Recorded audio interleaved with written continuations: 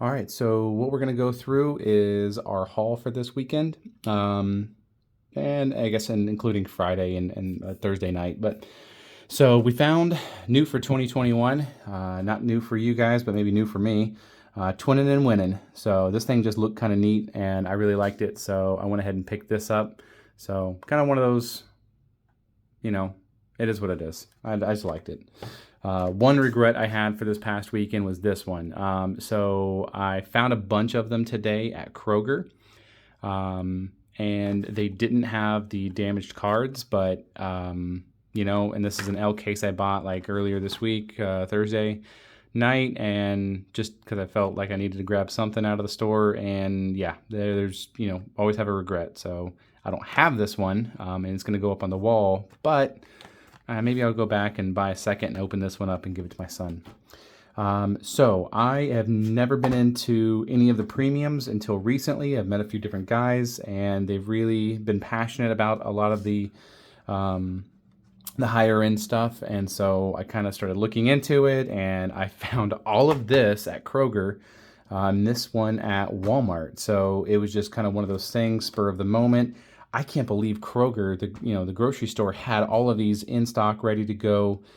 So, let's go through them. So we have the Liberty Walk Nissan Silvia, just a beautiful, beautiful car. I love the livery on here. It's just such a fantastic setup. I don't know how many of you guys actually go out to the races and see any of this type of stuff, but it is just awesome, awesome car.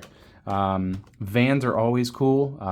Japan actually has a really cool van culture, especially like the Dodge Ram 1500 vans. And if any of you guys have been to Japan, like some of the cars or Toyotas and stuff like that they have there are just pretty awesome. Same thing with Thailand. Thailand really modifies their vans a lot as well, which are just awesome to look at. But Yokohama Advans, I used to run that tire on a few different my race cars, and just awesome setup.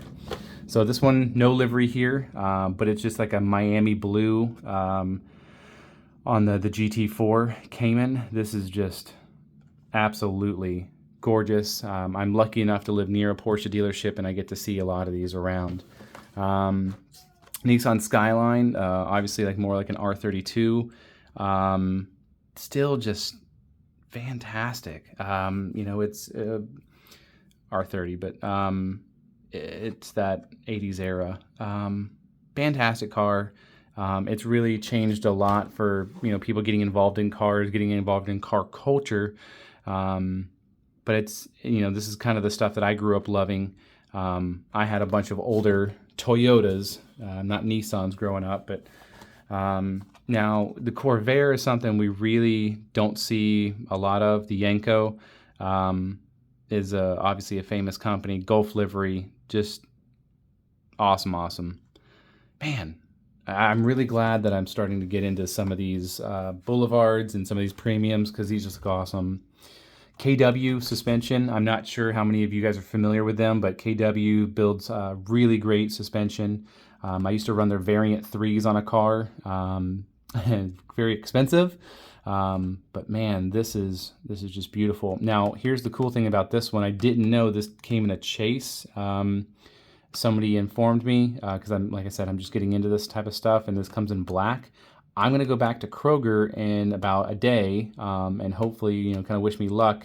I'm going to see if I can find this in black. We're going to see. Aston Martin Vantage GTE. So we've got a few of those in the regular mainline.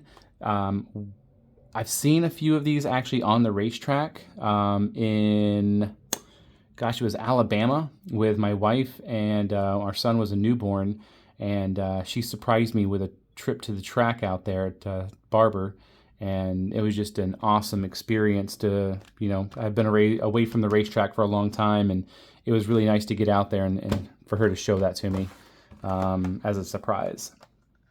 Ford Capri, once again, just Ford has had such a lengthy tenure in motorsports, and especially in Europe, where a lot of people are unfamiliar with what cars, the Escorts, Cosworth Escorts and whatnot that were out there, the RS200s. Now, DTM cars are really, really cool because a lot of this had to be homologated into like, you know, whether 500, 1,000 or, you know, 2,500 units, whatever it was. And so you can get a lot of like DTM-esque touring cars for a pretty penny these days because people are, you know, in the 30s and 40s, 50-year-olds, you know, are starting to be able to afford some of this stuff when they're getting rich. But even like the Nakaducks and stuff like that, and just all some of these, all the details that come in these are really just fantastic, especially when we start taking a look at the wheels. If you really look in, a lot of the stuff's really period correct when you have like some BBS wheels. And then these are, you know, you see these big old deep dishes. It's just because you have this wide body built into here. And so a lot of this detail they put in here is fantastic. Spoon, you know, not to, I know the Fast and the Furious made that Spoon Civics or something like that popular, the first one, I don't know. But there was I believe a Jackie Chan movie where he was driving a Spoon Civic, I believe, in a race series. It was something similar. It was like this identical car.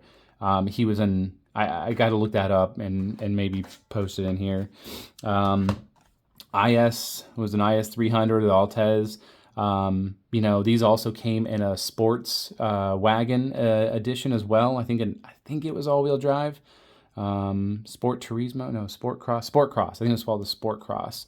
So these are cool. This also comes in a chase, apparently. I found out that in black. So I'm going to head back over to the Kroger to also look for this one as well. The Fiat Abarth 131, another thing I've never seen in real life, but you know, Fiat has played a pretty significant role in the automotive culture and history in the United States as well, believe it or not, and out throughout Europe. They are pretty neat. Unfortunately, just some of the most unreliable cars in the world. As I mentioned in one of my other videos, Volkswagen Corrado VR6, one of the most beautiful sounding cars in the world. And I hope this camera can pick up some of the metal gold flake or the silver flake, metal flake that's in this paint job they did. Purple's one of my favorite colors, but the VR6, that motor sound just is one of the most beautiful motors you can get as far as the sound is concerned. The Corrado overall was a pretty unreliable car, but man alive was it cool. This really, you know, really kind of set in a lot of emotion in my life. You know, we ended up racing Volkswagen Foxes and Jettas for a number of years, and this helped start some of that. The MX-5 Miata 91, so this is a few years after they started making them. I believe they came out roughly in 89-ish. So this would be an NA Miata, so it's NA and B and C and D. So this is the first gen. Fantastic cars, really cool. You know, popping up headlights. I know I said that wrong, but still. Just a fantastic little car. It's great if you're single, and it's great if you live near the mountains. For a daily car, probably the worst thing in the world because you can't fit anything in it.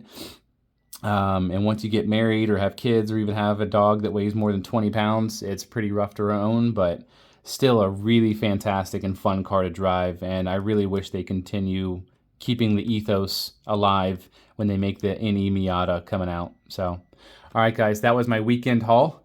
I'm going to post again tomorrow because we're going back to Kroger to see what we're able to find and see if we can pick up some chases. All right, see ya.